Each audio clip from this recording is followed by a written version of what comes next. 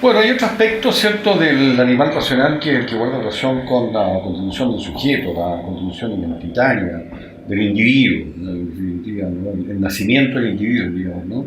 ¿Ya?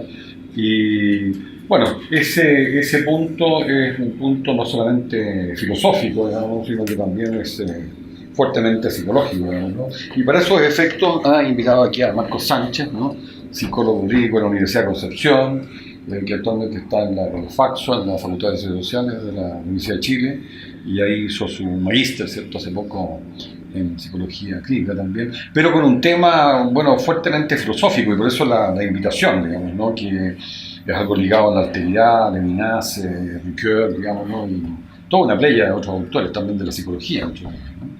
Bienvenido, Marco. Muchas gracias. ¿Qué tal? Bueno, a modo simplemente como de introducirlos en el tema. El tránsito del mito al logos, digamos, ¿cierto?, supone también, ¿cierto?, la posibilidad, digamos, ¿no?, de que yo diría que el individuo se complete a sí mismo, ¿no? Porque antecedentes, digamos, ¿no?, como lo ven distintos autores, entre ellos el psiquiatra filósofo Karl Jaspers, ¿no?, individuos, o también lo vería Hegel, ¿no?, en esa perspectiva, individuos se vienen constituyendo ya en las grandes civilizaciones anteriores a Grecia, ¿no? Pero son, por decirlo así, como individuos aislados, ¿no?, una élite, el profeta, qué sé yo, digamos, ¿no?, el monarca, ¿no?, el emperador, digamos, ¿no? Pero un poco como que está siempre la diferencia entre ese individuo, digamos, ¿no?, y el pueblo, ¿no?, ¿no? Entonces, por eso en Grecia, y sobre todo debido, digamos, ¿no?, a la potenciación de la razón, ¿no?, en el individuo, digamos, ¿no?, ¿cierto?, ¿no?, como que desde luego eso contribuye, digamos, ¿no?, a que este proceso, bueno, casi uno diría, digamos, ¿no?, como que alcanza una cúspide, ¿no?, porque la propia cartografía antropológica nos hace ver, digamos, ¿no?, de que luego tiene que venir un nuevo vuelco, digamos, ¿no?, que sería el ser humano como centro, como para completar ese proceso, ¿no? Entonces, hay varios antecedentes, digamos, ¿no?, que son concomitantes a ello, digamos, ¿no?, de lo que es la cultura griega, digamos, ¿no? ¿Ya? No solamente lo que se refiere al tránsito del mito al logos, digamos, ¿no?, la contribución del animal racional, sino también, digamos, ¿no?, a lo que guarda relación, yo diría, especialmente con Sócrates y el daimon, ¿no? El daimon, de acuerdo con la apología, digamos, ¿no?, que le dice lo que no debe hacer, ¿no? Porque ese daimon viene a ser como, digamos, un alter ego, ¿no?, un alter ego, ¿no?, una otredad, ¿cierto?, que es a su vez, esa otredad es lo más esencial de ti mismo, ¿no? Entonces, es bien interesante, yo creo, ver esto en la siguiente perspectiva, en que como el daimon tiene procedencia mitológica, obviamente, ¿no?, se remite incluso a las culturas del Homo sapiens, digamos, ¿no?, viene como de tan lejos, de alguna manera, los daimones, en fin, se podría arrastrarlo seguramente hasta allá, ¿no?, ¿cierto?, hasta las culturas ancestrales, ¿no?, ¿cierto?, ¿no? Entonces, bueno, que haya estos daimones que son cuasi personales en Grecia, ¿no? ¿no? Recordemos que Eros es un daimon, digamos, ¿no?, que es como probablemente más célebre, digamos, ¿no?, ¿cierto? Heráclito, que lo vincula con el etos también. Claro, exactamente. Y eso está justamente en Sócrates, ¿no?, ¿cierto? Esa vinculación con el ethos, así como dice el aforismo de Heráclito, ¿no?, ethos anthropodaimon, ¿no?, ¿cierto? O sea, porque ethos traducido como carácter, conciencia y habitar. Entonces, esto es tu mismidad al mismo tiempo. Entonces, en contraste con ello, y ahí me gustaría escucharte a ti, ¿ya?, y bueno, y que lo veas tú como te parezca, ¿no? ¿Ya? En contraste con ello, lo que podría ser como la primera psicología occidental, que es el mito de las almas aladas del Fédero platónico, ¿no?, no supone eso, diría yo, ¿eh? O sea, ahí lo que podría ser como una otredad es más bien, digamos, ¿no?, lo del mundo de las ideas, ¿no? O sea, lo que las almas tienen que llevarse hasta allá, digamos, ¿no? Y que van presididas, ¿cierto?, por esta bolígrafo, que es la razón, y lo anímico, afectivo, pero relacionado también con la voluntad, que es la epitupía, ¿no?, y todo lo que es el deseo, etcétera, relacionado con la epitupía. Y a quién le corresponde llevar aquí las riendas de este carro griego tirado por Pegasos, por caballos alados, digamos, ¿no? justamente a la razón. Entonces está esa marca muy fuerte. Entonces tú tienes como, no diré que dos perspectivas, pero bueno, sí podrían ser dos perspectivas que igual son muy complementarias, ¿no? ¿No es cierto? Porque nada menos que Sócrates y Platón, o sea, un poco como el maestro y el discípulo, ¿no? Pero claro, está el daimon socrático que admite como esa otredad, digamos, ¿no? Que yo lo subrayaría esto en el siguiente sentido, que justamente esa otredad es la que va a permitir después, digamos, ¿no? De que el sujeto experimente que únicamente en función del otro ser humano se puede constituir el mismo, ¿no? Sí, en eso hay algo que se arrastra desde ese entonces, creo yo, hasta el siglo pasado, que tiene que ver con, por un lado, el dualismo y por otro lado, esta clausura de la yoidad o del ego o de la mismidad. Es como que el individuo, la persona estuviera sola en el mundo, o como que lo otro corresponde a otro plano, un plano que no es constitutivo, que no es físico. No por nada quizá se Husserl incluso mismo, él señala que el yo es distinto de su propio cuerpo. No está esta otredad incluso en el mismo cuerpo. Y recién quizá desde Heidegger, Merleau-Ponty, el cuerpo pasa a ser constitutivo también de quién soy yo. Claro. Y en esa incorporación del cuerpo también se abre hacia el mundo, hacia lo otro, y ya el acceso al otro ya no es algo mediado meramente por la reflexión, sino que también es un fenómeno vivido incluso en mi propio cuerpo. Entonces el otro ya pasa a constituirme no ya mediado racionalmente, como podía ser como en la fenomenología digo más temprana, o en el pensamiento del animal racional, en donde, o en Descartes incluso, en donde yo accedo al mundo a través de la reflexión, o ahí lo significo. Viene ese vuelco en donde la otredad forma parte ya de mí. Entonces yo también soy alter, yo también me encuentro en mi familia, en mis amigos, nosotros acá conversando, estoy acá, Claro, estoy allá también, me voy sintiendo. Claro. Tú has tocado así un punto crucial, digamos, ¿no? Porque justamente como la relación alma-cuerpo, ¿cierto? ¿No? Entonces, como esa relación alma-cuerpo en el Fedro platónico incluso se mantiene como relativamente, aunque se suaviza, ¿no? La separación no es tan tajante, ¿no? En Aristóteles amengua, en Aristóteles, justamente por el carácter, qué sé yo, realista y empirista del pensamiento aristotélico, como que trae las ideas del mundo, etcétera, ¿no? ¿Ya? Entonces, claro, se suaviza, digamos, pero igual se mantiene y de alguna manera el Homo viator va a marcar eso una diferencia porque de la perspectiva, justamente bajo la influencia de Platón, ¿no? Ahí justamente intervienen en medio de las influencias de Platón y Aristóteles, entonces en la patrística primero y en la escolástica, digamos, ¿no? Entonces la patrística bajo la impronta platónica y la escolástica bajo la impronta aristotélica, ¿no? Entonces, claro, con Agustín se va a radicalizar la separación, aquello que se leía ya como una fuerte separación en Platón, ¿no? Alma-cuerpo, o sea, el auriga muy separado, muy cercano tal vez al caballo blanco todavía, que se presenta así como caballo blanco, Pegaso blanco, ¿no? De la atimía, de la voluntad, de los límites y los objetivos, pero ya muy apartado de lo que es el deseo, porque el deseo ahí está, por supuesto, muy ligado al cuerpo testaviga, ¿no? Entonces ahí se desprende de eso también una psicagogia, ¿no? O sea, la psiquis, pero la psiquis, digamos, que sigue por la razón, es la que está llamada a conducirte por la vida. Y eso, por supuesto, tiene tal fuerza porque detrás está el animal racional, que se va empoderando, pero cada vez más, digamos, ¿no? Que trae consigo efectivamente el propio animal racional, digamos, ¿no? El propio poder del logos, digamos, ¿no? Que esa separación, pese a Aristóteles, pese a que con Tomás también se amengua, digamos, la diferencia de Agustín, digamos, ¿no? Igual se mantenga. Entonces, ese momento que destacas tú, digamos, ¿no? Como de un final feliz encuentro, por decirlo así, digamos, ¿no? Como desde la fenomenología adelante, ¿no? Y ahí subrayas tú Merleau-Ponty y probablemente Jean-Luc Nancy y no sé, a ver, como varios otros, digamos, ¿no? Que por supuesto, o sea, entre ellos ya en un sentido más amplio, Ricoeur, Levinas y en fin, ¿no? Sí, se recupera la carne como parte de la identidad, ya no es algo tan ajeno. Me acordaba de este intercambio de cartas entre Heidegger y Jaspers, en donde Heidegger le escribe a Jaspers: lo psíquico no es algo que el hombre tiene, sino que es algo que el hombre es. Yo creo que eso, así muy sencillo, es una diferencia radical entre cómo comprender la psicología, o la mente, lo psíquico, la identidad, como el quién, de una persona enfocada exclusivamente o con mucho énfasis en la razón versus en lo que es la identidad humana o en una persona propiamente tal. Eso, a mi juicio, es una distinción muy interesante, y yo creo que la psicología ahí estamos como al debe. Mucho.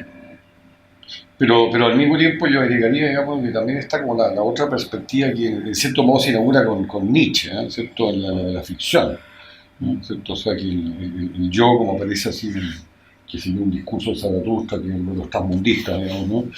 El yo como que ficción para Nietzsche, ¿no? O sea, y alguna vez eso se va a condecir mucho con la perspectiva lutheriana del sujeto narrativo. Claro. Porque el sujeto narrativo está cercano a la literatura y por lo tanto, digamos, constituye una ficción, o sea, incluye elementos ficcionales, digamos, ¿no? ¿Cierto? O sea, si hablamos de Marcos Sánchez, digamos, ¿no? Y la constitución de su yo, incluye muchos elementos ficcionales, o sea, Marcos Sánchez como una novela, quizá. Y lo mismo Cristóbal Holzapfel, digamos, ¿no es cierto? O sea, somos novelas, somos distintas narraciones que estamos aquí conversando. Ahí hay que hacer una distinción de dos tipos de relatos, los de ficción y los relatos históricos. Y tienen una diferencia que es muy importante, por lo menos para lo que yo hago como clínico, como terapeuta. Si bien ambos son relatos y tienen personajes, historias, emociones, nacimientos, muertes, pérdidas, alegría, amor. Claro. En los relatos históricos existe un elemento que no existe en los relatos de ficción, que es la documentación. Claro. Hay hechos en los relatos históricos y esos relatos históricos pueden ser documentados. En cambio, los relatos de ficción no. Claro. Y eso es una diferencia muy importante, porque uno puede documentar la realidad, por decirlo de algún modo, lo hecho, aquello que es verdadero. Claro.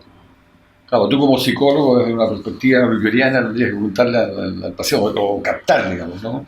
Si su relato es ficcional, digamos, respecto de quién supone él que es, digamos, ¿no es cierto? Sí, la pega es documentar lo que eres ese que me estáis contando. Claro.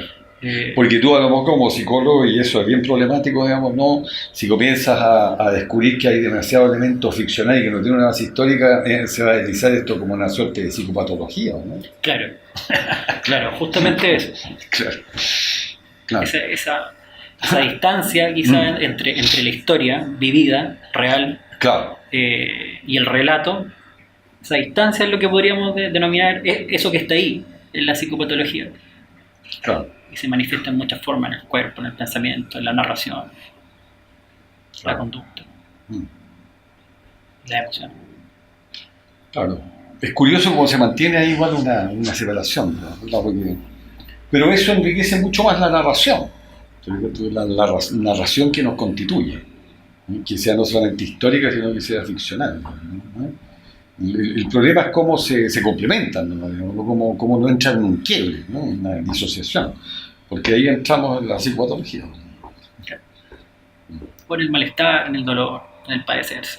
Claro. Más que quizás un cuadro como clínico específico, porque además eso va fluctuando. No es que esta fractura signifique siempre como cierto tipo de malestar. Un día puede ser una cosa, en la tarde ese mismo quiebre, fractura entre esta narración y la forma de ser vivida puede ir fluctuando, puede cambiar. Ahora, todo lo que venimos diciendo igual, digamos, ¿no es cierto?, está como muy ligado con la apertura del sentir, digamos, ¿no? Todo, o sea, porque con el cuerpo en la medida que se va haciendo como más presente, digamos, ¿no? Y en ese sentido uno podría decir el romanticismo, por ejemplo, ¿no? Juega un papel crucial. Porque el romanticismo como que en Occidente introduce fuertemente el sentir, ¿no? Y un sentir poético, digamos, ¿no? Y en ese sentido, claro, la influencia que ejerce, bueno, la literatura que impregna toda la cultura, porque fíjate, tú pasas a hacer música, pasas a hacer de todo, plástica, en fin, ¿no? O sea, todo lo que es el romanticismo, ¿no? Entonces, Ese es un antecedente, yo creo, igual necesario considerar, digamos, ¿no? Claro, porque después tú lo tienes filosóficamente desarrollado, digamos, ¿no? Ya, bueno, fundamentalmente como tú subrayabas, digamos, ¿no? De la fenomenología en adelante, digamos, ¿no? Pero sin embargo, bueno, como suele suceder, digamos, ¿no? Por decirlo así, como la intuición del artista, ¿no? Se adelanta un poco a lo que... No siempre es así, pero en este caso yo diría que en parte es así, ¿no? El sentir y junto con ello, digamos, ¿no? Eh, cómo estamos, cómo nos encontramos, o sea, lo afectivo, lo anímico, ¿no? Pese que, por supuesto, en el siglo XIX, si el romanticismo se identifica sobre todo con el siglo XIX, digamos, ¿no? Bueno, todavía, digamos, ¿no? Hasta en la marca racional, digamos, ¿no? Y igual muy, muy fuerte, y por supuesto se extiende hasta nuestros días, ¿no? Eh, es por decirlo así como un sentir al cual se le da como cierta entrada, ¿eh? Cierta entrada, ¿no? Digamos, en alemán pasa a ser salonfähig, digno de salón, el sentir, ¿no? Puede expresarse, ¿eh? Lo vamos a escuchar, ¿no? ¿Qué nos dice? ¿No? ¿Ah? Y es muy significativo entonces que un Heidegger, digamos, dentro de los modos de apertura en ese tiempo, digamos, ponga justamente la Befindlichkeit, o sea, el encontrarse, ¿no? El estar, ¿no? Estar situado emocionalmente. Claro. Que es como, al mismo tiempo, fíjate tú la riqueza extraordinaria del estar castellano, de la lengua castellana, porque, mira, por ejemplo, y esto a propósito de un pensamiento sobre el cual estuve una conversación hace pocos días y que me iluminó muchísimo, digamos, ¿no?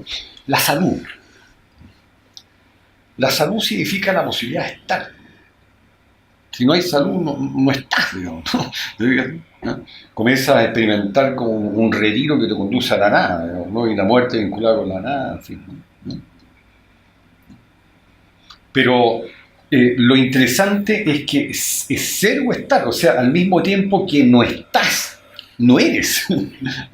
O sea, es muy interesante la sinonimia, que por supuesto no es total, pero igual es en parte sinónima, ¿cierto? ¿No? Entre ser y estar. O sea, no estás, no eres. ¿Ah? Bien, bien interesante hacer ese nexo con la salud, porque la salud como que te enseña, digamos, ¿no? ¿Cierto? ¿Cuál es la dimensión que tienen esos verbos así como, ¿eh? Si filosofamos sobre ellos, digamos. Sí, son como dos caras de la Claro, misma moneda. claro, No puede estar claro. la una sin la otra, y quizás a veces una se oculta. Claro. Entonces, el hombre del siglo XIX todavía está, claro, así como, qué sé yo, por ejemplo, si en Alemania está el término del siglo XIX de la época wilhelmínica, entonces tú tienes todos imitando al Kaiser, Guillermo II, ¿no? Wilhelm II, con su bigote ridículo que tenía, ¿eh? Y el suto, qué sé yo, entonces todos vestidos de la misma forma. Ves la fotografía de la época, entonces está el señor ahí de la casa parado, y todos así rígidos, son todos así, ¿no? Entonces, claro, se introdujo el romanticismo, pero por supuesto, como digo, hacerlo un poquito, salón fake nomás, digno salón. Pero por supuesto que va a tener que venir después unos nuevos, varios ajustes así, digamos, ¿no? Para que entre más plenamente. Y yo diría finalmente para que entre tan plenamente, y mucho a través de las revoluciones sexuales que hay, ¿no? Y si acaso también estamos ahora en una nueva revolución sexual, lo que pasa es que la tenemos tan encima, ¿no? Te fijas tú, o sea, como casi como el rompimiento de la pareja, ya no es únicamente el rompimiento del matrimonio, parece que la pareja, ¿sí? ¿Eh? Te fijas tú, porque están los terceros, los cuartos, los quintos, los tríos, etcétera, digamos, ¿no? Y que se ponen de acuerdo por Facebook, por internet, qué sé yo, o sea, otra perspectiva, digamos, ¿no? Que tiene mucha fuerza, ¿no? Y que viene mucho de todo el mundo universitario, ¿no? La otra vez estaba tomando desayuno con unos compañeros de trabajo y estaban escuchando reggaetón. Y me preguntaba yo, pensando justamente en esto, y en el espíritu dionisíaco, y me preguntaba, ¿qué diría Nietzsche? Si viera hoy día como esto, como esta forma del espíritu dionisíaco hoy.